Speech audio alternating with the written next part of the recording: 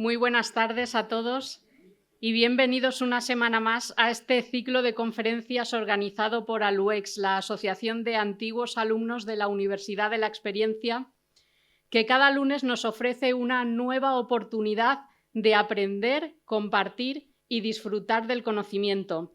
Queremos, como siempre, agradecer el apoyo de todas las entidades que hacen posible este ciclo: la Diputación de Albacete, con especial mención a la Fundación Global Caja y la Tribuna de Albacete, que se hace eco en sus páginas de cada una de las charlas que organizamos. Gracias también al resto de colaboradores que acompañan a ALUEX en esta labor cultural y formativa que enriquece la vida de nuestra ciudad.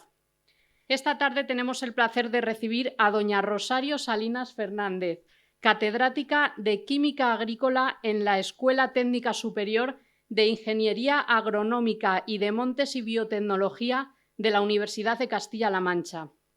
Natural de Coy, en Lorca, Murcia, la profesora Salinas es licenciada en Ciencias Químicas por la Universidad de Murcia y doctora desde 1985.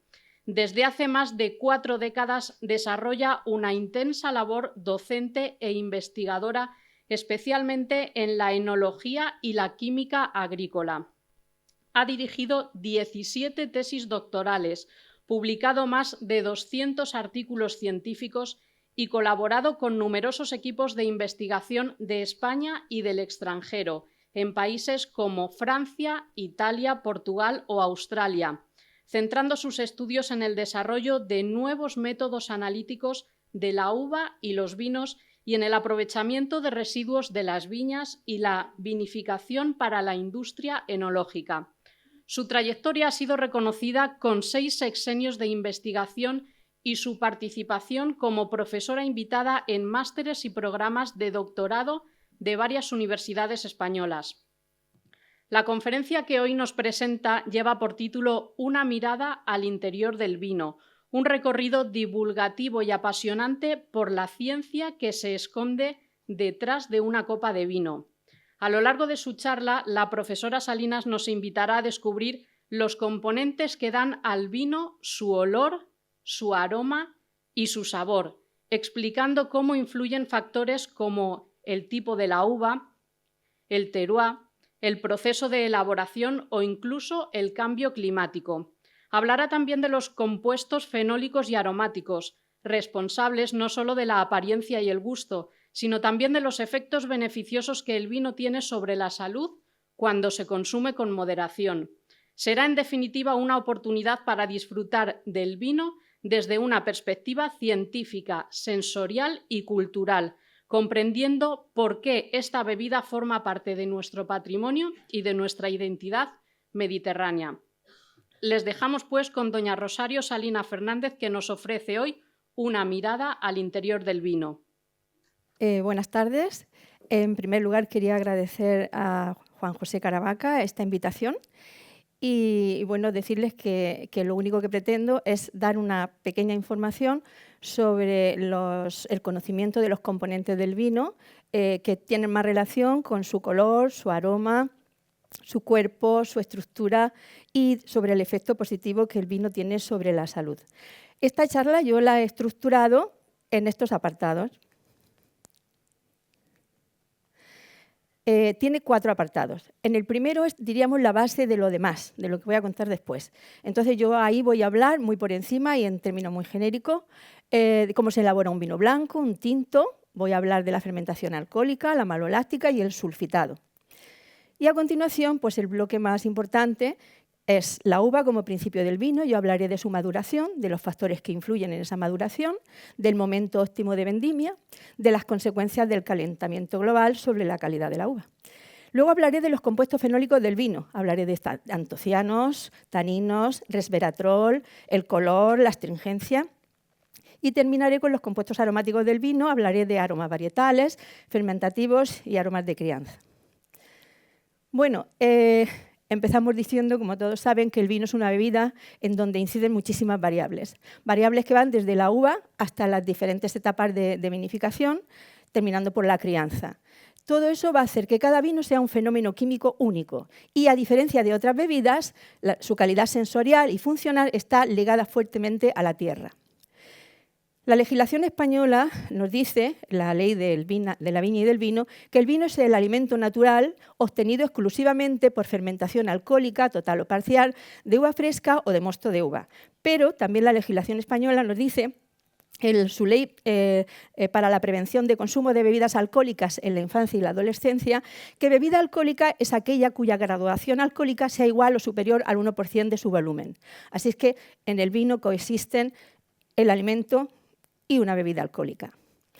El organismo que se ocupa de los aspectos técnicos y científicos de la viticultura y de la elaboración del vino es la OIV, que es la Organización Internacional de la Viña y el Vino, que tiene la sede en Dijon, en Francia. Y empieza diciéndonos que para que yo tenga vino tiene que tener al menos un 8% de alcohol. Vamos a hablar ahora, muy por encima digo, de la elaboración del vino blanco. Para elaborar un vino blanco, lo primero que yo tengo que tener es una vendimia sana, buena. La voy a despalillar. El proceso de despalillado es simplemente quitarle la parte herbácea que tiene, es decir, el raspón, se llama así, y lo voy a prensar. A ver, aquí.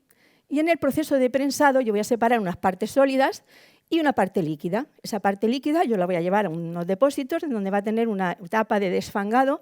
Desfangado es dejarlo un poco menos turbio, ¿vale? Va a tener lugar la fermentación alcohólica y posteriormente va a tener lugar la fermentación maloláctica. Ahora después hablaré de ambas fermentaciones. Una vez que haya terminado la maloláctica, si se hace, pues se estabilizará, se filtrará y ya lo tendremos embotellado y listo para la venta. Pero en la mayoría de los vinos no se hace blancos, la fermentación maloláctica no se realiza. Y para evitar esa fermentación maloláctica, lo habitual es que se practique el sulfitado. El sulfitado es bastante importante, verán que en todas las botellas contiene sulfitos, etcétera, etcétera. Bueno, pues el sulfitado, en este caso concreto, se utiliza para evitar la fermentación maloláctica, ¿de acuerdo? Pero también se utiliza, en distintas etapas, se aplica en distintas etapas de la vinificación. Se puede aplicar incluso desde el principio, desde la vendimia, y para hacer distintas correcciones, ahora explicaré por qué, a lo largo del proceso, un poquito antes de la fermentación, después del prensado, etcétera, etcétera. Bien, si yo hablo ahora de la de la elaboración del vino tinto, el proceso en principio sería muy parecido. Yo tengo la vendimia en su óptimo momento de vendimia, su momento óptimo de maduración. Voy a tener sana, por supuesto, la voy a despalillar, es decir, le voy a quitar toda la parte herbácea, le voy a dejar quizá el pedúnculo, ¿vale? Y lo voy a meter en unos depósitos de maceración. Ahí el objetivo, obviamente, es poner en contacto el jugo de la uva con la piel, porque lo que yo quiero obtener es un vino tinto y el color de las uvas tintas está fundamentalmente en la mayoría, salvo alguna tintorera, pero en la mayoría están en la piel. Por tanto, lo que yo quiero es extraer ese color. Ese color lo voy a extraer, eso va a tener lugar en esta etapa de maceración, en donde, vais a ver, que también, además de maceración, le pone remontado. El sentido del remontado es que en esta etapa pues empieza a fermentar y en la fermentación se produce CO2. El CO2 es un gas que lo que va a hacer va a ser la masa de la vendimia, o sea, esos granitos de uva que están rotos, pues se lo lleva a la parte de arriba del depósito, de esa cuba. Eso origina lo que se llama sombrero y lo que va a ocurrir es que, obviamente, los granos de uva que estén en esa parte de arriba no van a estar en contacto con el jugo y, por tanto, no se va a producir ninguna extracción. Entonces, para evitar eso, lo que se hace es que por la parte de abajo en la parte de abajo de mitad de los depósitos de este tipo, pues entonces se va a sacar el jugo, se va a subir por la parte de arriba y se va a rociar con el fin de que se moje todo y se pueda extraer el color. Va a tener lugar ahí en esta etapa la fermentación alcohólica y después haremos el descubado. Prensaremos, la parte sólida la vamos a destinar, la podíamos aprovechar, eso es una parte muy interesante, de lo que daría mucho para hablar, pero no es el caso. Y lo que vamos a obtener va a ser el líquido ya fermentado, el vino, que va a sufrir a continuación la etapa de la fermentación maloláctica, ¿vale? Una vez que ya tengo la fermentación maloláctica, pues lo que va a ocurrir es que yo voy a poder hacer dos cosas. O bien Ese vino lo voy a estabilizar y por frío y filtrar, y yo voy a tener ya el vino listo para salir al consumidor, o bien lo voy a meter en barricas. A ver. En barricas de madera, entonces voy a obtener vinos de crianza, es el término genérico que se da a los vinos que se meten para envejecimiento con barricas, que son depósitos de madera de roble francés o americano de unos 250 litros aproximadamente.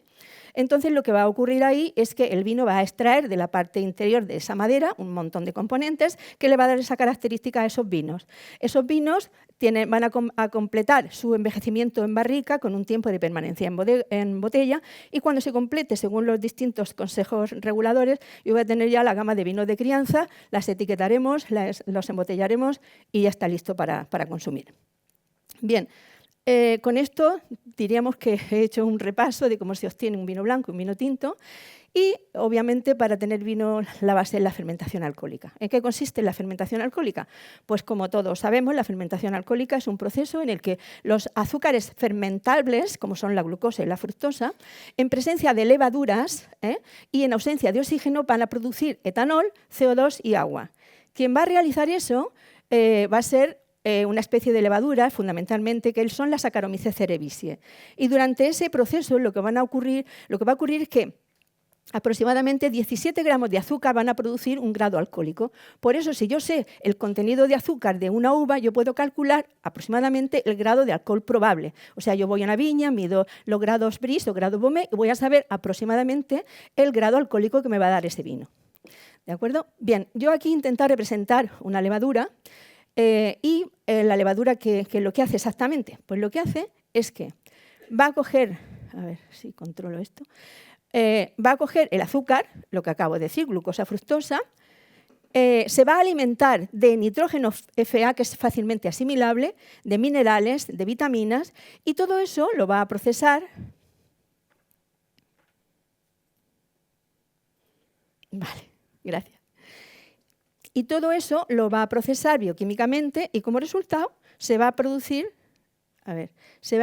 etanol, que es el componente más importante y abundante de este proceso. También se va a producir glicerol, que es el segundo más abundante, es el que va a dar untuosidad al vino y va a hacer untuosidad en boca, viscosidad.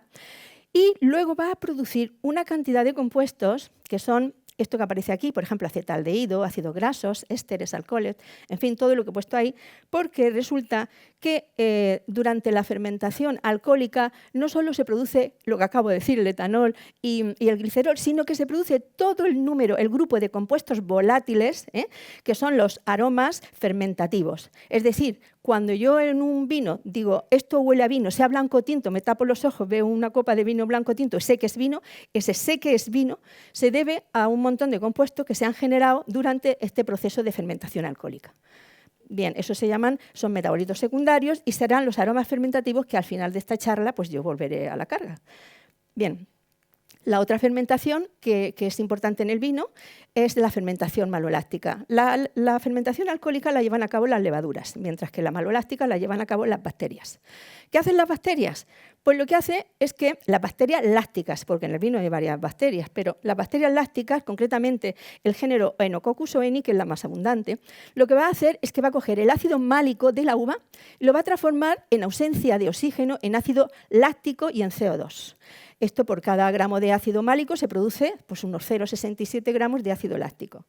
Bien, esto es una generalidad de lo que tendría lugar en esa fermentación, pero las consecuencias en el vino son impresionantes. Por ejemplo, produce una desacidificación. En primer lugar, lo que ocurre es que un ácido que es fuerte, que es el ácido málico, para que lo sepamos bien, es el ácido de la manzana, ese que cuando cogemos una manzana verde nos da una acidez determinada, pues ese ácido es el ácido málico. Ese ácido málico se va a transformar en ácido láctico. Un ácido fuerte se transforma en un ácido menos fuerte, débil. Eso tiene unas consecuencias en el pH. Lo que ocurre es que el pH se hace menos ácido, sube, y como consecuencia el color del vino, que está muy influido por el pH, ya deja de ser ese color tan vivo que teníamos antes. Ahora ya es menos vivo. Pero es que además esto es lo que pongo aquí en el color, se forma una serie de sustancias, por ejemplo, el lactato de etilo, el succinato de dietilo. El lactato de etilo, como se ha formado ácido láctico, reacciona con el etanol, forma el lactato de etilo, y el lactato de etilo nos recuerda a los aromas a la mantequilla, al queso, es decir, el aroma del vino ahora diríamos que se complementa, tiene ahora unos toques lácteos que antes no tenía. ¿A consecuencia de qué? De disminuir un poquito los afrutados que teníamos en el caso de la fermentación alcohólica. Como conclusión, esto es fácil de entender por qué un vino blanco normalmente se evita la fermentación maloláctica. ¿Por qué? Pues porque los vinos blancos a nosotros nos gusta que estén fresquitos, agradables de beber, pues, que estén muy afrutados, y si hacen la fermentación maloláctica nada de esto se cumple. ¿De acuerdo? Entonces, ¿cómo se corrige eso? Con el sulfuroso, que ahora comentaré. El sulfuroso es el compuesto que se utiliza desde tiempos inmemoriales en la elaboración de los vinos con un fin de antioxidante y antimicrobicida, o sea, es antimicrobiano. El sulfuroso es un gas, es el dióxido de azufre, pero en las bodegas pues, manejar un gas para corregir, para hacer el sulfitado es un poco engorroso. Entonces, normalmente lo que se hace es utilizar metabisulfito de potasio, que es un sólido. Bien, ¿qué es lo que ocurre con el metabisulfito de potasio? Pues cuando yo lo echo en vino o en un medio que tiene agua, y el vino ya veremos que la mayor proporción de los componentes que tiene es agua biológica, obviamente no agua añadida, entonces lo que ocurre con el sulfuroso es lo siguiente. El sulfuroso se va a transformar en ácido, esto que tenemos aquí, es ácido sulfuroso. Eso es hidrógeno sulfito o bisulfito. Este bisulfito se va a combinar con muchos compuestos que tiene el vino, como azúcares, polifenoles, etcétera, etcétera, y va a formar sulfuroso combinado. ¿A qué conclusión se llega con esto? Pues mirad, el sulfuroso, esto es un equilibrio, significa que igual que se forma, se pierde. Y además parte se pierde formando compuestos combinados. Esa es la razón por la que cuando en una botella contiene sulfitos, no pone la cantidad de sulfitos, porque se va perdiendo con el tiempo. Y por eso se tiene que repetir el sulfitado. No basta con una sola aplicación, sino que hay que mantenerlo a lo largo del tiempo. Bien, llegado a este punto, creo que es interesante comentar que todos los vinos tienen sulfitos, todos, aunque no ponga que tiene sulfitos. ¿Por qué? Pues porque la uva necesita, entre sus nutrientes esenciales para vivir, necesita azufre, que lo toma del suelo como sulfatos. Esos sulfatos en el vino se transforman en todo lo que he dicho anteriormente. Así es que sulfitos siempre hay. Pero les viene cierto que el 95% de las vinificaciones se aplica el sulfitado. ¿De acuerdo? Entonces, por eso pues, hay que contiene sulfitos.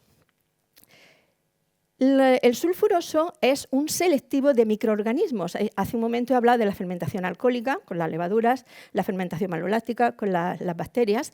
Entonces, lo que ocurre es que el sulfuroso es un selectivo, o sea, aguantan las levaduras, son menos sensibles al sulfuroso que las bacterias. De tal manera que yo puedo usar el sulfuroso no solo como un antioxidante, que esa es su función principal, sino que también lo que hace es que mantiene a raya las levaduras y mantiene a raya las bacterias y hace que las levaduras sean las que se multipliquen y transcurra la fermentación alcohólica. Luego, utilizando el sulfuroso, yo puedo mantener a raya y decirle a las bacterias que no trabajen, con lo cual es la forma habitual de parar una fermentación maloláctica en los vinos blancos, haciendo el sulfitado. Aquí les presento los límites que tiene la Unión Europea para el contenido del sulfuroso total en vinos.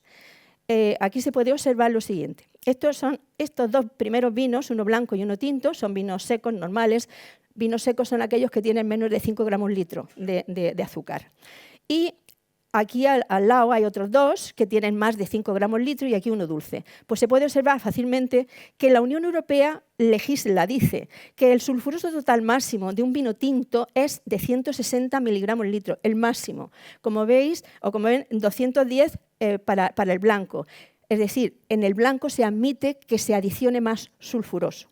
Si el vino va haciéndose cada vez más dulce, cada vez las cantidades que se adicionan de sulfuroso son mayores, de tal manera que un vino dulce diríamos que es el que mayor cantidad de sulfuroso tiene, es el que más sulfitos tendría, aunque en la botella nunca pondría más que contiene sulfitos.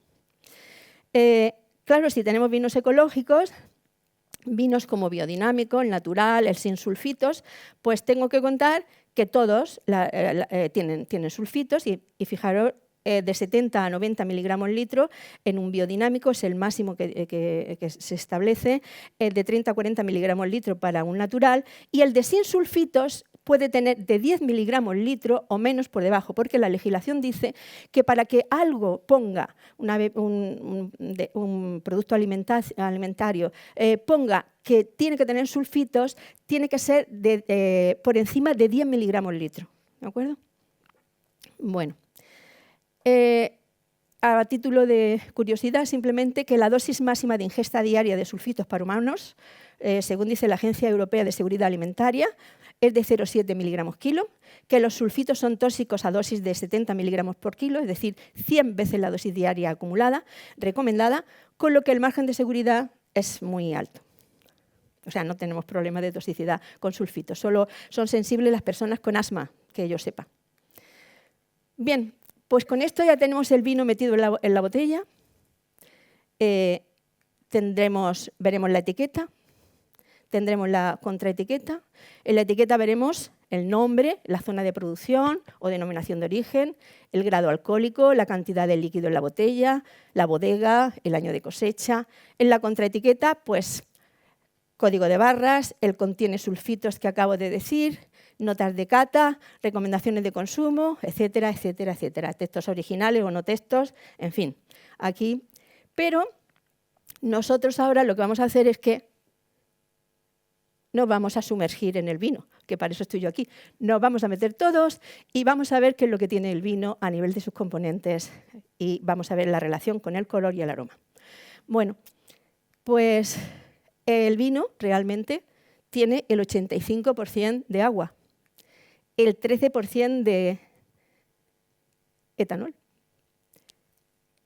Ya sabemos que la graduación puede ser mayor, pero yo lo he puesto aproximadamente la mitad, más o menos el 13%.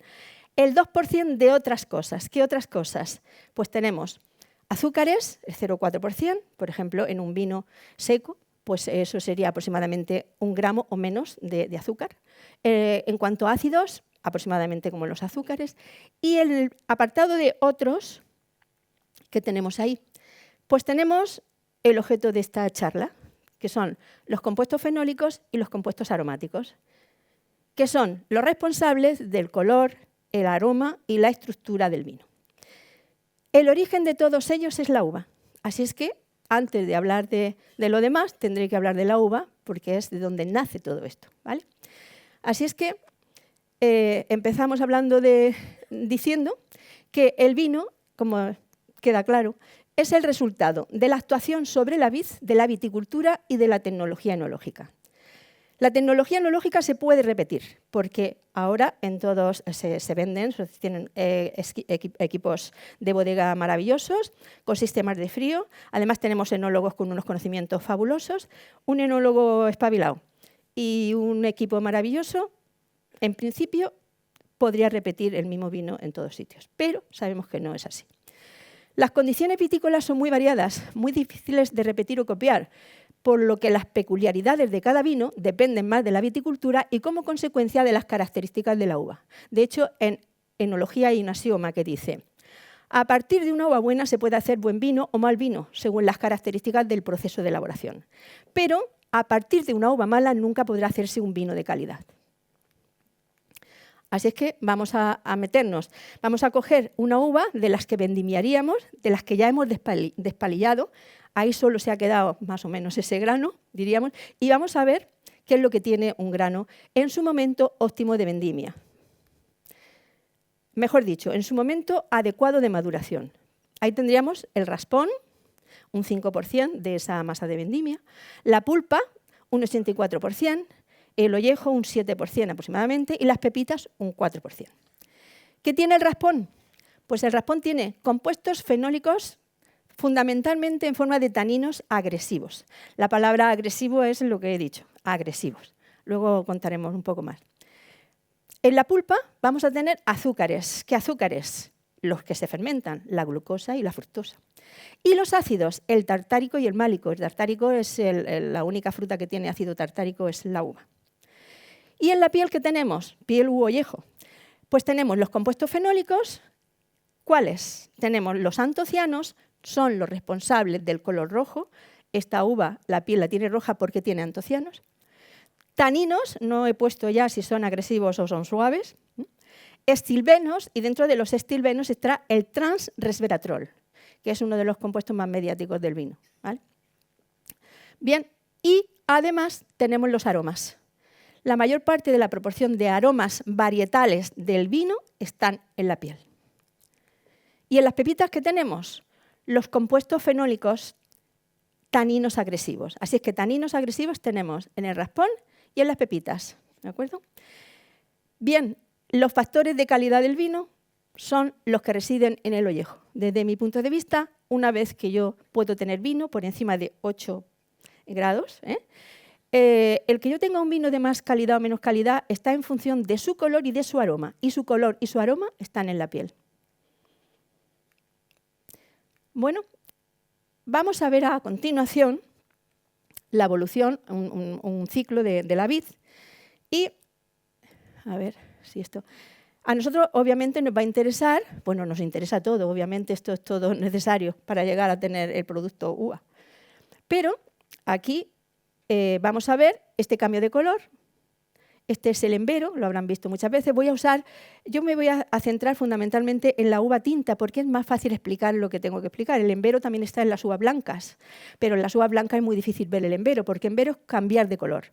Y el cambio de color se puede apreciar desde un verde hasta un violáceo, se ve fácilmente. En los otros casos es más complejo. Por eso utilizo una uva tinta, ¿vale? Entonces yo voy a tener aquí mi uva tinta y voy a llegar al día de la cosecha. ¿Y qué ha ocurrido? ¿Cómo ha evolucionado los compuestos estos que acabo de hablar hace un momento? ¿Qué ha pasado en todo este tiempo? A ver, en todo este tiempo aquí, desde el embero, que lo tengo aquí marcado, ¿qué es lo que ha ocurrido con esos compuestos que he dicho hace un ratito, que eran azúcares, ácidos, antocianos, aromas, todo eso? ¿Qué ha pasado? Pues ha pasado esto, más o menos. Lo que ha ocurrido es que en los ácidos tartárico y málico van disminuyendo. Desde el embero a la maduración, fijaros cómo disminuye. ¿Qué ocurre? Aquí tenemos el embero, lo vemos el cambio de color. ¿Qué pasa con los antocianos? Han aumentado, obviamente, pero ha también aumentado la glucosa y la fructosa y también han aumentado los aromas. Bien, ahora yo quiero vendimiar. ¿Qué tengo que hacer para vendimiar? Pues tengo que buscar el momento óptimo y tengo que tener una uva sana. Eso es fundamental, ¿vale? ¿Cuál es el momento óptimo de vendimia? Pues el momento óptimo de vendimia es los siguientes. Es cuando yo tengo la madurez tecnológica adecuada, esa madurez tecnológica aquella que me da la proporción suficiente de azúcares y ácidos para que tengan lugar adecuadamente las fermentaciones alcohólica y maloláctica. ¿De acuerdo? La madurez fenólica adecuada, ¿cuál es esa? Pues la que tiene mayor contenido en antocianos y menor contenido en taninos agresivos.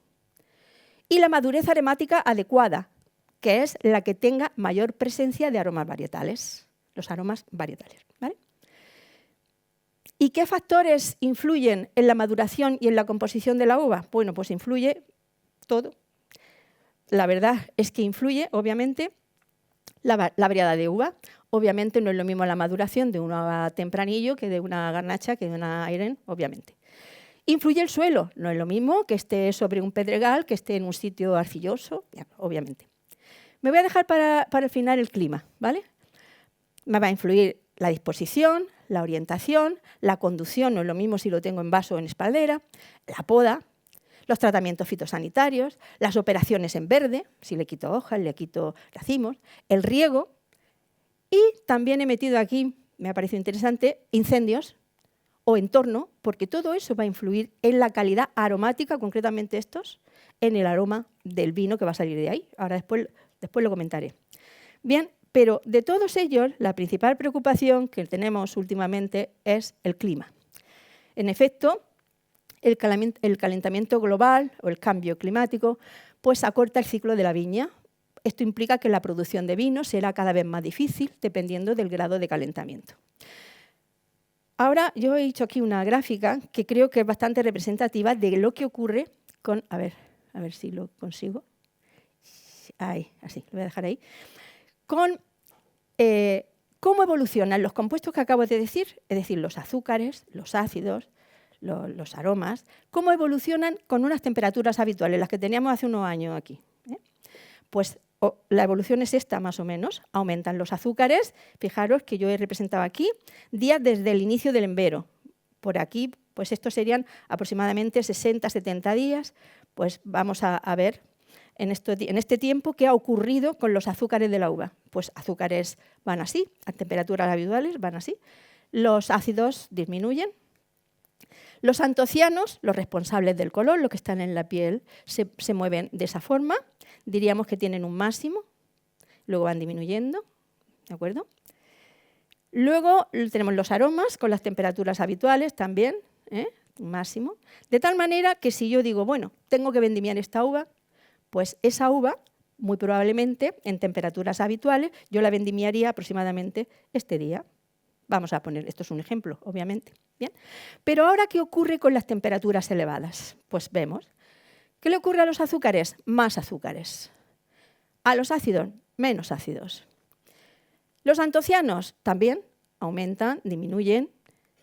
Los aromas también aumentan, disminuyen, pero como vemos ya no coinciden máximos. Es decir, aquí yo quiero vendimiar y quiero que la vendimia sea más o menos parecida como lo vengo haciendo toda la vida. ¿Cuándo tengo que vendimiar? Para que yo tenga, por ejemplo, el mismo contenido de azúcar que antes. Pues tengo que vendimiar aquí. En el ejemplo que yo acabo de poner, para tener el mismo contenido de azúcar, como veis, fijándonos solo en el azúcar, pues tengo que vendimiar, aquí he puesto, se me ocurrió poner 50 días antes, pero 50 días antes es una forma de hablar, porque últimamente hay incluso vendimias que se han tenido que hacer un mes antes, y depende de las zonas. Claro, todo esto tiene unas consecuencias en el vino. Bien, lo que ha ocurrido es que ha tenido lugar una aceleración de la fotosíntesis y acumulación de azúcares, una degradación de ácidos, una desincronización entre la maduración tecnológica, la maduración fenólica y una alteración en la síntesis de aromas. En concreto, si yo hubiera vendimiado si yo vendimio esa uva con ese problema de calentamiento, lo que tendría sería un mayor grado alcohólico, vinos con menos frescura y menor acidez, peor color, pérdida de la tipicidad varietal y cambio en el perfil sensorial. Claro, esto implica en viticultura y enología muchas acciones muy complejas. ¿Qué acciones? Pues ahí las he puesto, las he enumerado de 1 a 5, pero todas son igual de importantes. Un adelanto de la vendimia para evitar desequilibrios, lo que se suele hacer.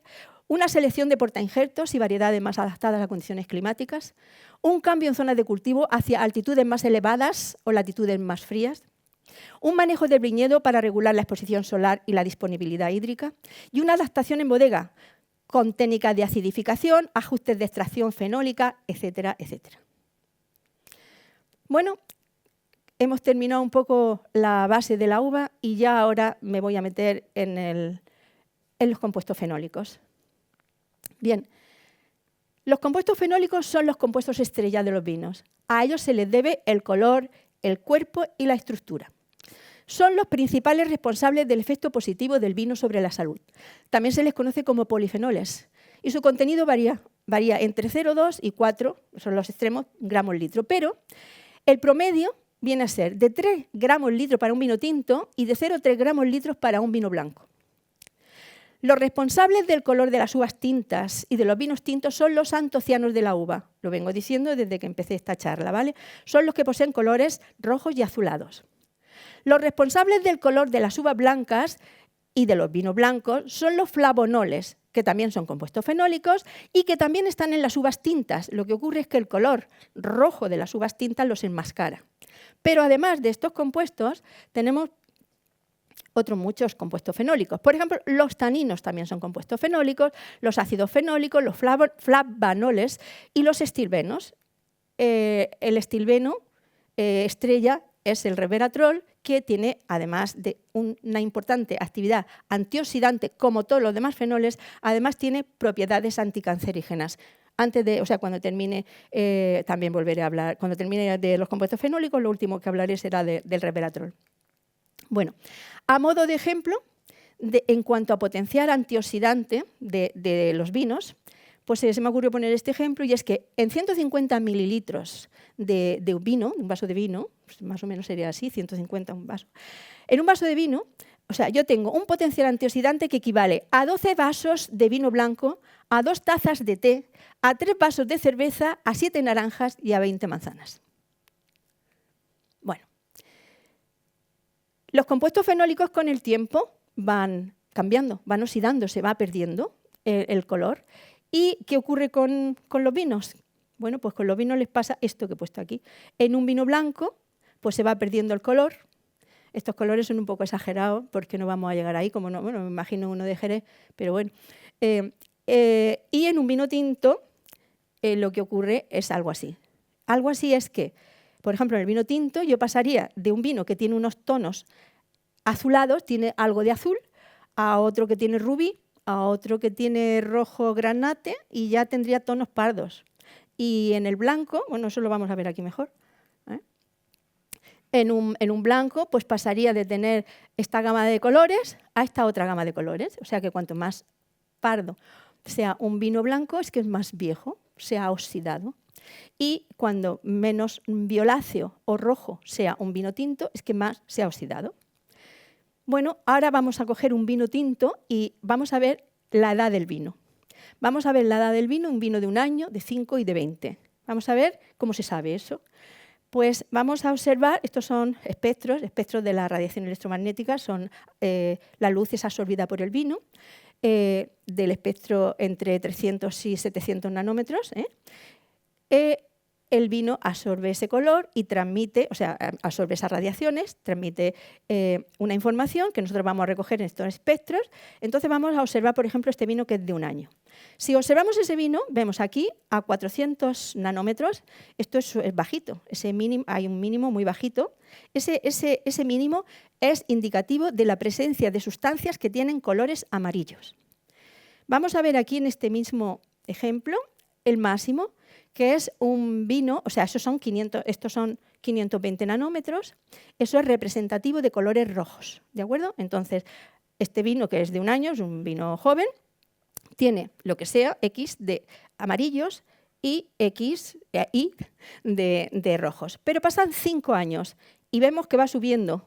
O sea, ahora ya tiene, esto es más alto, por tanto tiene más amarillos, pero además tiene menos rojos en relación con el anterior. Pero es que tiene 20 años y lo que ha ocurrido es que ha subido un montón y ha bajado lo otro. Con lo cual, la edad del vino, yo con esto lo puedo saber. Se mide utilizando longitudes de onda, o sea, midiendo en el espectrofotómetro, utilizando longitudes de onda de 420, 520 y 620 nanómetros, representativos, ya como he dicho hace un momentito, de los colores amarillos, rojos y azulados.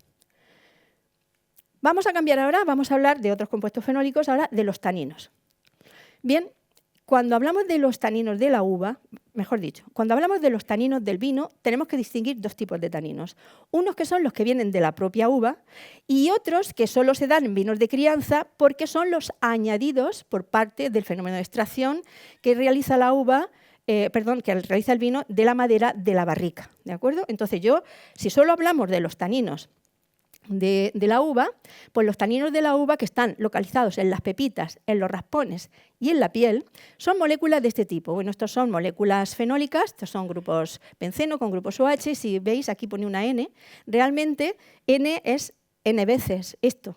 Significa que sería esta molécula, esta, otra, o sea, imaginaros como un muelle. Más o menos tendría esa representación. Estos se llaman taninos condensados, son los taninos naturales de la uva. Bien, vamos a lo de la barrica. Lo de las barricas son taninos hidrolizables. Como vemos, son compuestos fenólicos, pero con otra estructura diferente. Diríamos que son más redonditos, etcétera, etcétera. Pues bien, Los taninos aportan estructura y cuerpo al vino, producen astringencia porque producen la precipitación de las proteínas lubrificantes de la saliva. El vino es un medio ácido. Si yo me meto en la boca el vino, el medio ácido del vino me va a reaccionar con las proteínas de la saliva y las va a cargar positivamente, mientras que los taninos están cargados negativamente. Esto lo puedo representar de esta forma. Este es el ejemplo, yo me he imaginado así, un tanino condensado, un tanino de la uva, y esta es la imaginación, esto hay que echarle un poco de imaginación porque es el ejemplo que acabo de decir, que me meto en la boca este tanino, formando parte del vino, se carga negativamente, las proteínas de la saliva en esas condiciones de pH se cargan positivamente, se produce una atracción electrostática y una precipitación. Como consecuencia de la precipitación diríamos que perdemos la capacidad lubrificante de la saliva.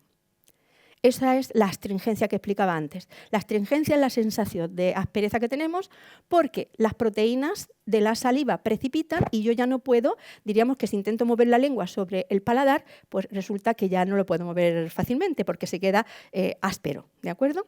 Bien, esa es la astringencia que yo he representado. Pero, ¿qué ocurriría si esos taninos, a ver, en vez de estar así, se pliegan? Yo voy a intentar representarlo aquí como si se cerrara ese muelle. Entonces lo que ocurre es que estos grupos OH, muchos de ellos, estos que estaban hacia afuera todos, pues ahora se quedan hacia adentro. La consecuencia es la siguiente. Ahora, cuando yo me meto en la boca un vino que tiene ese tanino, pues resulta que ahora la sensación de astringencia es menor, porque tengo más libres las proteínas de la saliva. Así es que con esto podemos hacer una diferenciación entre dos tipos de tanino. Un tanino astringente, áspero, y un tanino suave. El astringente está fundamentalmente en el raspón y en la pepita, mientras que el suave está fundamentalmente en el ollejo, que también hay astringente, depende del estado de maduración. Bueno, precisamente los taninos son clave en el maridaje de los vinos. Vinos, por ejemplo, con más taninos, pues armonizan con comidas que tengan más proteínas. Obviamente, se produce una precipitación. En el maridaje lo que se pretende es resaltar lo bueno de la comida y lo bueno del vino. No nos quedamos ahí a medias, ¿vale? Si no, que nos lo diga Paco.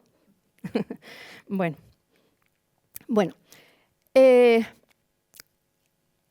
vamos a hablar un poco del potencial del envejecimiento de los vinos. He hablado de antocianos, he hablado de taninos, pero es que resulta que la capacidad de envejecimiento de los vinos realmente está relacionado con la relación tanino-antociano. Se sabe que cuando esa relación es cercana a 4 es cuando diríamos que el vino es más adecuado para envejecer mejor. ¿Por qué? Pues porque los taninos reaccionan con los antocianos, forman unos aductos que son moléculas que ya pierden esa capacidad de precipitar proteínas, tan importante, pero es que además tienen coloraciones que dependiendo del pH y del equilibrio, de la proporción, ese pH va a hacer que predominen los colores rojos y azulados. En los vinos de crianza, los taninos de la madera tienen un poquito de un plus, y es que resulta que son más dulces que los vinos de la uva y además son más suaves, con lo cual la barrica aporta, pues estos son menos astringentes. Bueno, y voy a terminar con el resveratrol. El resveratrol es esta molécula, es un polifenol, un fenol, ahí lo vemos, y se presenta en la uva en dos formas isoméricas, el cis y el trans. La forma trans es la que realmente es activa, la más activa. Y tiene importantísimas propiedades antioxidantes, pero además que tiene un importante poder anticancerígeno. Por eso contribuye positivamente a la salud cardiovascular y neurológica. Parece como si el vino solo tuviera resveratrol cuando se dice que el vino es bueno para la salud. No es cierto. El vino tiene bueno para la salud todos los polifenoles. Lo que pasa es que el resveratrol tiene el plus de que es anticancerígeno. ¿De acuerdo? Bien. La pregunta que podéis hacer es ¿dónde está el resveratrol? Está en las pieles. ¿Y quién tiene más resveratrol? ¿Un vino blanco o un vino tinto? Pues a la vista de lo que estaba explicando antes, si resulta que está en las pieles, si resulta que en la vinificación en tinto se tiene que macerar con la piel y extraer lo que hay en la piel, si resulta que en la vinificación en blanco no se macera, es blanco y en botella. Los vinos tintos tienen más resveratrol que los vinos blancos, obviamente. Vale. Bien, llegado a este punto, esto también es muy curioso, resulta que la mayor fuente de resveratrol son los sarmientos de poda. Los sarmientos de poda, esos que cortamos, que quemamos, aunque ahora esté prohibido, pues resulta que son la fuente de resveratrol más importante. Bien, desde el año 2015, nuestro grupo de investigación en la Escuela de Agrónomos, el grupo de Química Agrícola, venimos desarrollando varios proyectos de investigación con el aprovechamiento de los sarmientos de poda. Hemos visto muchas cosas. Por ejemplo, sabemos que cuando podamos y dejamos los sarmientos, al cabo de 6 meses, esos sarmientos tienen más resveratrol que cuando recién podados. Bien, estos son estudios que hemos realizado varias tesis con esto, pero todo eso ha conducido finalmente a un producto que le llamamos SEGS. SEG significa sarmiento enológico granulado, que no es ni más ni menos que el tamaño, o sea, rompemos el sarmiento hasta unos tamaños determinados, los calentamos en unas condiciones muy estudiadas de temperatura y tiempo, y así obtenemos un producto que cuando lo echamos en el vino resulta que tiene más libre el transresveratrol y al vino pasa más transresveratrol, pero no solo pasa más transresveratrol, sino que pasan, por ejemplo, más vainillina. La vainillina es el aroma de la vainilla. ¿De acuerdo? Pero bueno, yo estoy hablando aquí de compuestos fenólicos y solo quería poneros un ejemplo. Estos son los SEGs. Y esto es un ejemplo de un vino nuestro, un vino que hemos trabajado, resultado de nuestros trabajos de investigación, ya digo, un vino tempranillo de la denominación de origen de Mancha, en donde un vino sin SEG tenía 0,64 miligramos litro de transresveratrol y con SEG 1,86, triplicaba el contenido en resveratrol. Eso tiene unas consecuencias. Es antioxidante, el tiempo es más largo, el vino se envejece más tarde, es mejor para la salud, etcétera, etcétera, etcétera. Bueno, pues tengo que decir que esto terminó en una patente que está licenciada y que está extendida en 157 países. Pero la OIV, que es quien tiene que controlar esto, pues todavía no ha dicho que esto se acepte como un aditivo enológico. Hay otros intereses de otro tipo, porque hay otras maderas que son muy importantes y parece como si estuviera compitiendo con otras maderas y no es el caso, es otra cosa diferente. Pero nosotros decimos que con este trabajo lo que hemos hecho ha sido cerrar el ciclo de la vid, porque lo que hemos hecho era aprovechar algo que se quemaba, se lo hemos incorporado al vino. Bueno, pues yo con esto termino los compuestos fenólicos y ahora vamos a pasar a los compuestos aromáticos del vino. Bueno. ¿Qué son los compuestos aromáticos? Pues son moléculas volátiles que impactan en el órgano olfativo, tanto por vía nasal directa o por vía retronasal. Obviamente, los compuestos que impactan en la pituitaria tienen que ser volátiles, pero no son los mismos los que pasan por la boca que los que pasan por la nariz. En la boca la temperatura es un poquito más alta y como consecuencia se liberan otros distintos y se complementa el impacto sensorial de los de vía directa con los de la vía retronasal. Bien, llegado a este punto, es interesante contar que para que un compuesto volátil yo lo perciba, yo distinga su olor, tiene que estar en una concentración determinada, una concentración que es mínima, se llama umbral de percepción olfativa. Es decir, cualquier compuesto que esté en una matriz del tipo que sea, cuya concentración no sea igual o superior al umbral de percepción olfativa, yo no lo puedo percibir. ¿De acuerdo? Por tanto, aquellos compuestos que están en concentraciones muy chiquititas, o sea, que yo los puedo percibir con concentraciones muy chiquititas, esos son los más potentes odorantes. Cuanto menos sea el umbral de percepción olfativa, con menos cantidad yo lo puedo percibir. ¿De acuerdo? Bueno, también tengo que decir aquí que cuando yo tengo una matriz con muchos compuestos volátiles, pues no se queda cada uno independiente del otro, sino que entre ellos se establecen sinergias y antagonismos. Por ejemplo, voy a poner un ejemplo de sinergias. La beta-ionona es una molécula muy agradable porque huele a violetas, es el olor de las violetas. El eugenol es muy agradable porque huele a clavo, ¿de acuerdo? La vainillina, todo el mundo sabe que huele a vainilla. Pues bien, si yo cojo una disolución equilibrada que tenga los tres, el resultado no es el olor de la violeta, ni del clavo, ni de la vainilla, sino que es el aroma cálido, redondo, complejo, compota o pastel de fruta, es lo que dicen los catadores. Lo mismo que he dicho sinergias, puedo decir antagonismos. Por ejemplo, las piracinas. Las piracinas son moléculas que tienen un aroma a pimiento. Ahora después volveré a hablar un poco de eso. Pues bien, donde hay piracinas, en concentraciones que superan su UPO, el umbral de percepción olfativa, se anulan los ésteres. Por ejemplo, el plátano, el olor del plátano lo tiene el acetato de isoamilo. Pues el acetato de isoamilo, si yo lo mezclo por encima de su umbral de percepción olfativa con la piracina por encima de su umbral de percepción olfativa, me desaparece completamente el olor del plátano. ¿De acuerdo? Por ejemplo, los monoterpenos. Los monoterpenos tienen aromas muy agradables, aromas florales, frutales, cítricos. Bien. Si yo tengo monoterpenos, un vino que tiene monoterpenos, y ahí aparece la contaminación Brett, no sé si saben lo que es, pero el Brett es una levadura, la Brettanomyces, que suele darse mucho en zonas en donde hay vinos de crianza, muchas crianzas. Entonces, eso genera unos compuestos, como por ejemplo el 4-etilfenol y el 4-etilguayacol, que en cantidades bajitas huelen a un cuero estupendo, pero por encima de cierto nivel huelen a un cuero a establo, diríamos. Pues bien, esos terpenoles con esos etilfenoles se contrarrestan y se anulan completamente. No oleríamos a esas flores y a esos cítricos que estoy diciendo. Como ven, el mundo de los aromas es bastante complejo.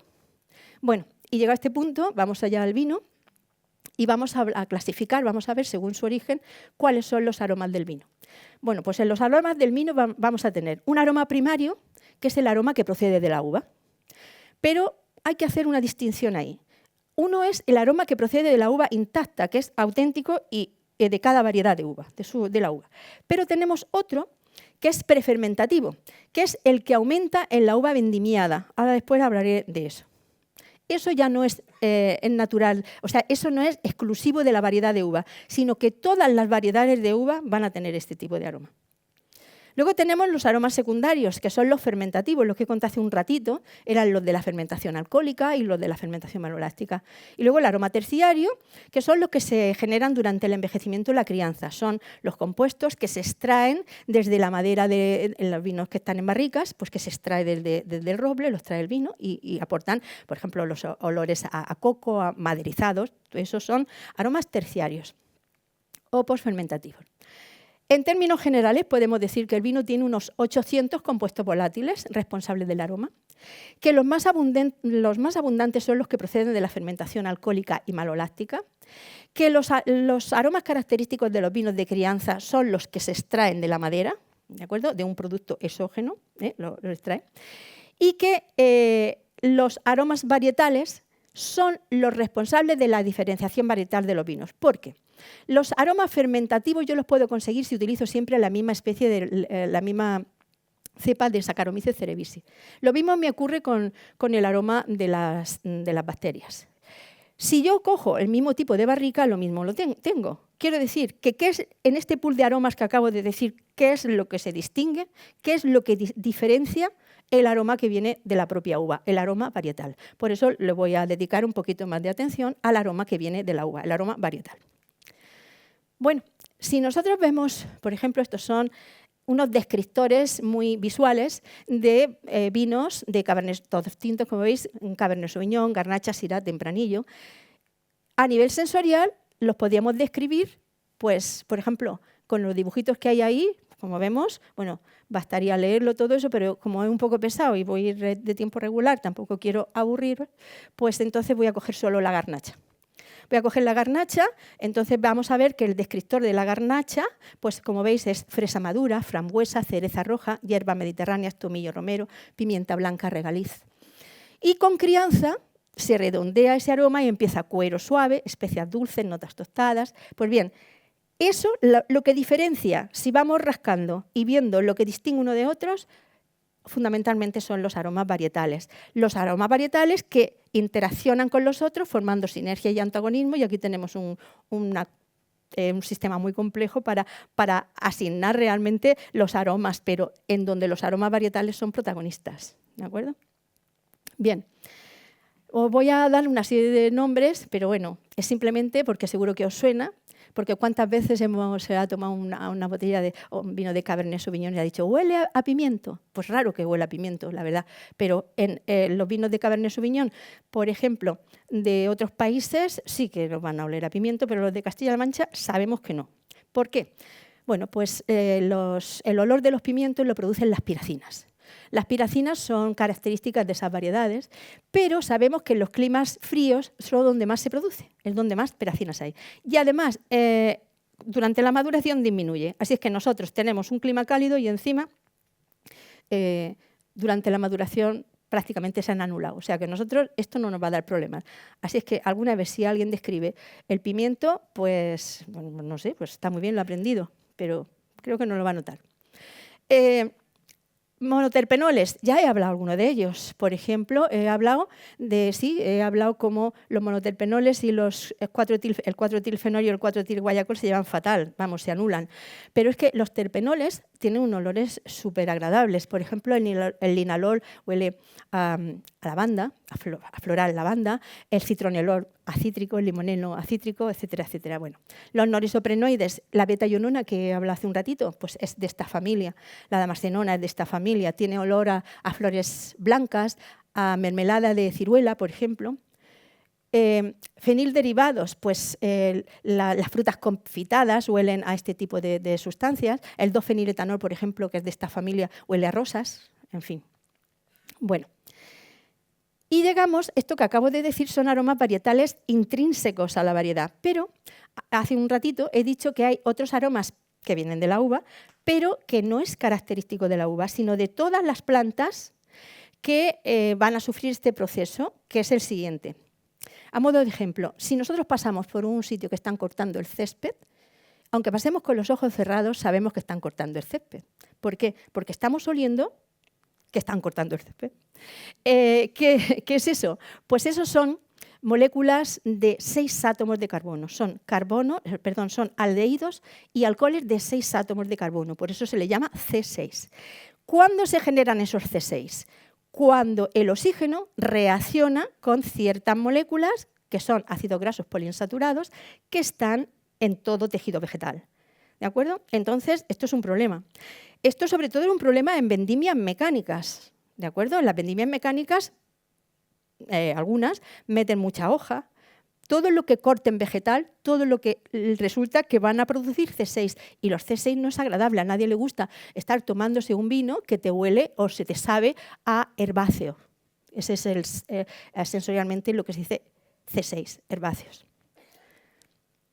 Bueno, pero llegado a este punto, claro, algunos de ustedes habrán pensado, pues esta mujer, yo no sé cómo dice estas cosas, porque si yo cojo un racimo de tempranillo y un racimo de garnacha y lo huelo, ¿dónde está la diferencia? Huelen igual, ¿verdad? Claro. Pero yo estoy hablando todo el tiempo de aromas varietales, no es una milonga, ¿eh? Estoy hablando de aromas varietales. ¿De dónde salen esos aromas varietales? Si resulta que yo cojo un racimo de uva de una variedad y otra y no, salvo que es una variedad aromática, pero no se distinguen. ¿Qué ocurre ahí? Pues lo que ocurre es lo que voy a explicar a continuación.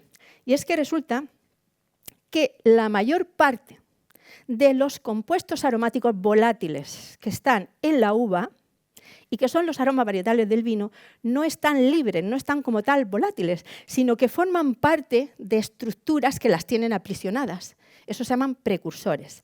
Hay muchas clases de precursores, pero entre ellos hay unos que son los precursores glicosilados, que son aquellos que están unidos a azúcares. Es decir, os podéis imaginar una molécula que huele maravilloso, por ejemplo, el citronelol, cítrico, o el linalol, lavanda, y resulta que yo lo tengo ahí, pero no me va a oler absolutamente a nada, porque está enganchado a una molécula de azúcar. Y como está enganchado a algo, le hace pesar más y, por tanto, de volátil, nada. ¿De acuerdo? Entonces, eso es lo que quería contaros, que el 80% del potencial aromático varietal de la uva está así y realmente pues se me ha ocurrido esta idea de enganchar el compuesto aromático con una cadena al azúcar. Esto es un enlace beta-glucosídico. Y yo necesito, para que eso se libere, unas tijeras. Esas tijeras no es ni más ni menos que un sistema enzimático con actividad beta-glucosidasa que me rompa ese enlace, porque si me lo rompe voy a separar por un lado el azúcar, por otro lado el compuesto aromático y entonces me va a oler. ¿De acuerdo? Bien, resulta que la uva tiene estos compuestos, estas tijeras. Baste entrar en una bodega cuando están empezando a fermentar y nosotros olemos ahí a flores y a frutas, ¿verdad? Eso no es lo mismo que al final de la vendimia. Tiene un olor bastante agradable. Pero ocurre que en el proceso de fermentación, el etanol es un desnaturalizador de enzimas y se carga estas enzimas. No obstante, el vino es un medio ácido y el propio medio ácido del vino lo que hace es que también actúa como tijeras. Eso justifica que hay vinos de crianza que aún, los de altísima calidad, aún tienen presencia de aromas varietales, porque en el proceso de vinificación esos precursores han pasado al mosto, luego al vino, y poco a poco, con el tiempo, se ha ido liberando y vamos a poder notar ese aroma varietal. Bien, creo que, bueno, esto lo hago en honor a un amigo que está por ahí, que sabe que durante un tiempo hemos trabajado con esto. Bueno, esto es una curiosidad, es lo siguiente. Durante muchos años ha habido incendios en la zona empezaron en Estados Unidos, pero luego en Australia hubo unos incendios importantísimos y ahí fue un gran problema, un gran declive en los vinos que vendían de Australia. Y es que esos vinos que se habían crecido las viñas cercanas a zonas en donde habían tenido lugar los incendios, pues resulta que esos vinos olían a humo. ¿Cómo se explica eso? La explicación es la siguiente. Eso lo demostraron unos investigadores australianos y se sigue trabajando en ello porque la cosa es compleja. Simplemente los componentes volátiles del humo, del entorno de la viña, aunque la viña no tuviera uvas, simplemente tenía hojas, pues esas hojas captaban esos compuestos volátiles, los incorporaban a su metabolismo y se los quitaban de encima. ¿Cómo se los quitan? Glicosilándolos. Porque al glicosilar, una molécula que es poco soluble en agua, cuando se glicosila se vuelve soluble en agua y se transporta mucho más fácil hacia el lugar donde la viña se lo quita de encima, que es la uva. De un año a otro la viña, la cepa produce uvas. Así es que yo digo que es que las cepas son bastante inteligentes. Se han quitado en medio un problema, llevándoselo, conduciéndolo. Estos compuestos que han absorbido los han transformado en precursores, se lo han llevado hasta la uva. ¿Y en la uva qué ha pasado? ¿Qué hago vino con la uva? Pasan al vino y en el vino el pH, incluso los enzimas de la propia uva, los va cortando, va saliendo y resulta que yo tengo el vino que me sabe a humo. ¿De acuerdo? Y luego yo tengo también otra cuestión interesante y es que posiblemente a este mismo efecto se deba el que los vinos que proceden de viñas que están situadas en zonas, por ejemplo, con plantas aromáticas o con zonas forestales, por ejemplo, con bosques de cualquier tipo, pues es muy posible que esos vinos sean peculiares y diferentes a otros, porque precisamente han sido capaces de absorber esas moléculas, glicosilarlas y luego liberarlas en el vino. ¿De acuerdo? Y dicho esto, yo termino, esta es mi última diapositiva, diciendo que nuestro grupo de investigación viene trabajando desde hace mucho tiempo con los compuestos aromáticos de matrices enológicas. Nosotros trabajamos con uvas, vinos y sarmientos y que los últimos proyectos que tenemos tienen un objetivo principal que no sé si lo alcanzaremos. Es bastante difícil, vamos escalando, pero le está costando lo suyo. Es desarrollar un método para medir precursores glicosídicos intactos de uvas y de vinos. ¿Para qué? Pues para diferenciar variedades de uvas y vinos según los tratamientos culturales y tecnológicos a los que se sometan, evaluar el impacto de los compuestos volátiles del entorno en el potencial aromático de las uvas y contribuir así a la diferenciación de estos vinos y demostrar la presencia de precursores aromáticos en los sarmientos de poda para que puedan ser explotados como aditivos enológicos varietales. Tenemos vinos saludables y con mayor aroma varietal. Y dicho esto, gracias por vuestra atención, y estoy a vuestra disposición.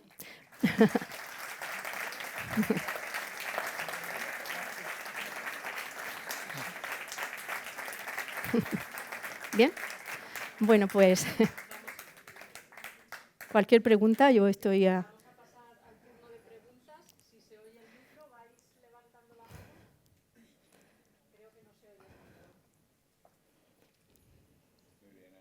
¿Sí?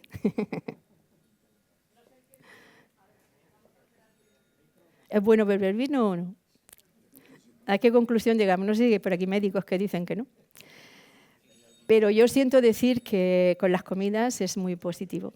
150 mililitros. Dicen que las mujeres 150, el hombre el doble, pero como yo, para mí son iguales los hombres que las mujeres, 150. Hola. Hola. Buenas tardes. Buenas tardes. Gracias por su exposición densa, completa y el trabajo, lo más que se me ha quedado el trabajo que están realizando, que es muy loable. Gracias. Bueno, hay últimamente una moda del vino sin alcohol. Sí. Claro. ¿Eso es posible? ¿O las personas que lo ¿Cómo que sí es están posible? tomando Claro. se están metiendo algo? Está muy bien. Bueno, vino sin alcohol, para empezar, como tenga menos de 8 grados ya no es vino. Eso es lo que dice la OIV. Claro que sí. Precisamente uno de los trabajos más importantes que se están haciendo ahora es quitar el alcohol al vino. Tienen que procesarlo más, tienen que tratarlo más, lo tienen que destilar, quitan aromas y luego incorporan, porque en el proceso de destilación de quitar alcohol, bueno, se puede hacer de muchas maneras, ¿eh? Hay muchas formas de quitar alcohol. Si tú fermentas algo con menos azúcar, pues puedes quitar alcohol. Pero también una vez que ya lo tienes, entonces lo que se hace es simplemente reducir el contenido de alcohol, destilando, quitando, pero claro, es que ahí también se te van los aromas. Pero bueno, ahí están los distintos métodos de trabajar, que esos aromas que se quitan se le vuelven a incorporar. En fin, todo eso está estupendo, o sea, pero yo creo que un vino sin alcohol está mejor que un vino con alcohol.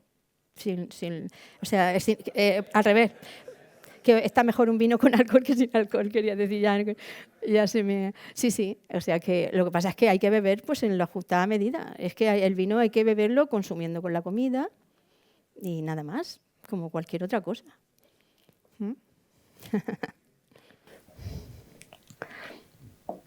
Sí, muchas gracias por su exposición. En ella se afirma de una forma indubitada que el vino es un alimento que tiene efectos beneficiosos sobre la salud. Se habla de efectos contra el cáncer, beneficiosos para el corazón, etcétera, etcétera. Pero la medicina actual no está de acuerdo. No. No está de acuerdo porque el alcohol, hoy en día los dos productos que dicen ni tocarlos son, ya lo sabíamos, el tabaco, pero además el alcohol. Pero el alcohol en cualquier dosis.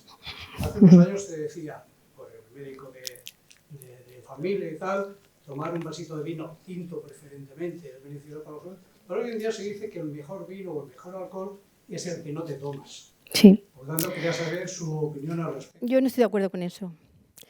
No, vamos a ver. Es que vamos a bandazos. La última moda es que se dice eso, pero todo se basa en investigación, en experimentación. Mira, la dieta mediterránea es súper equilibrada y maravillosa y recomendable a todo el mundo. Y la dieta mediterránea incluye vino. Ahora, no te vas a beber una botella. Quiero decir, tú tómate 150, porque que yo sepa, el etanol en cantidades incluso chiquititas, tampoco es perjudicial. ¿De acuerdo? Entonces, yo no soy médico, pero sí leo y estoy al tanto de todos los trabajos que se van haciendo. Y a mí no me cabe duda que en unos meses o en un año, entonces ya daremos la vuelta, porque hemos observado que es positivo. ¿De acuerdo? No sé qué puedo contestar. Yo no soy médico, ya digo. Bueno, buenas gracias por la conferencia, me ha parecido fantástica, sobre todo para la gente que no estamos mucho en el tema del vino. Bueno, yo un par de preguntas. Perdón, no sé. Aquí. ¡Ay, hola! Bueno, siento disentir, pero efectivamente la OMS, Organización Mundial de la Salud, hace un par de años ya publicó una normativa en la cual se decía que un solo gramo de vino perjudica neurológicamente al cerebro.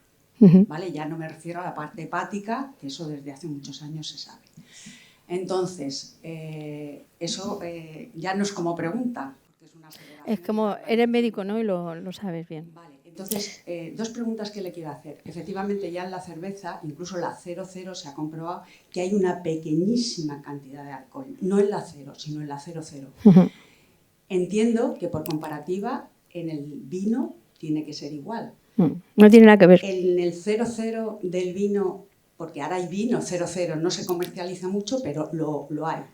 Entonces, no hay nada absolutamente de alcohol y me refiero a personas, por ejemplo, que por un contagio de hepatitis el hepatólogo le haya dicho ni un solo gramo de alcohol, ¿de acuerdo? Ya por prescripción médica.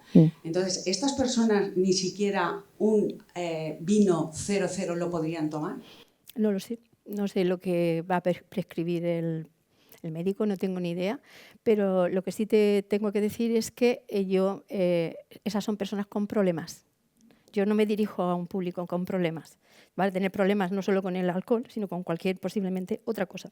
Pero una persona normal, sin problemas, yo creo que consumir vino es agradable, bueno, y además es que si no te gusta, pues no empieces a beber, si nadie te dice que bebas, ¿no?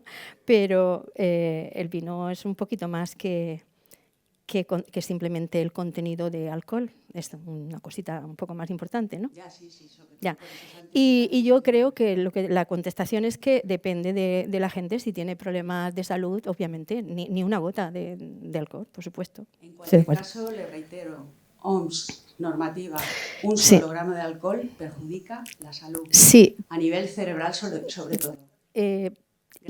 Y yo creo que es para personas con ciertos problemas. Pero bueno, no, tú lo sabes, yo no me meto en esos temas. ¿Alguna pregunta más? Sí. ¿Dónde? Aquí. Bueno, enhorabuena, Rosario, porque me ha parecido interesantísimo. Conocía muchas cosas de ti y del contenido. Pero gracias. La verdad es que lo has contado de una manera tremendamente asequible, formativa, a los niveles que cada Mi trabajo me ha costado, que yo no tengo costumbre. Hay una cosa que sí que me gustaría ampliar o simplemente concretar, y es el tema del famoso terroir. Has hecho alguna referencia, porque no cabe todo, ni muchísimo menos, pero claro, ahí está el dónde, cuándo, cómo, de qué manera, en fin, con todos los matices y toda la personalidad que tienen los vinos en general. Luego estarán los buenos, los regulares, los malos y los nefastos, ¿no? Pero en cualquier caso, para mí también el vino es bueno, porque el vino es saludable, y saludable quiere decir que mejora la salud global, los matices, las circunstancias, todo lo que puede acompañar a algo, digamos, distinto, pues evidentemente tiene que ser considerado como cualquier otro tipo de producto. Me pasa igual con el colesterol, me pasaría igual con el azúcar y me pasaría igual con todo lo que es. Ahora bien, aquí añadimos algo diferente y es disfrutar. Y ahí esos matices no tienen que ser compatibles, evidentemente, con la salud, pero son genuinos, son únicos, a veces exclusivos de determinadas zonas. Y en eso creo que estamos de acuerdo. Querías preguntarme... un comentario. Vale. Sí. Bueno, el terroir, cualquier cosa que he dicho, mira, los últimos trabajos que estamos haciendo nosotros, bueno, que lo dirige Cristina, que la tengo por aquí, compañera, pues está haciendo un trabajo para demostrar la diferencia de uvas o vinos que vienen de la zona de la reserva del Valle del Cabriel. Ella va a dar una charla en unos días y al respecto, eso es un terroir, porque hay ahí un suelo, un clima, un saber hacer, un tal, y ahí está el impacto. Va a demostrar como que esas uvas, por estar en esa zona, son distintas de las que están fuera de esa zona. Eso es un terroir. ¿Alguna pregunta más? ¿No? Pues mientras me subo al escenario, María Rosario, muchísimas gracias, porque yo creo que para los que no sabemos mucho de vino ha sido una clase magistral. Gracias. Y queremos agradecerte que esta tarde hayas querido acompañarnos en este ciclo de conferencias de Aluex, y te lo queremos agradecer con un detalle que te va a entregar el presidente de Aluex, Juanjo Caravaca, por favor.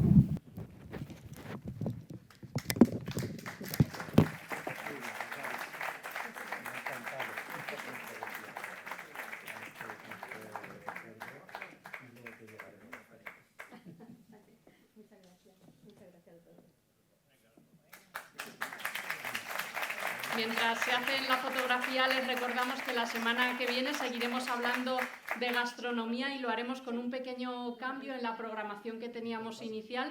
Nos acompañará Enrique Cerro, que nos hablará sobre la vanguardia en la cocina manchega. Muchas gracias y buenas noches.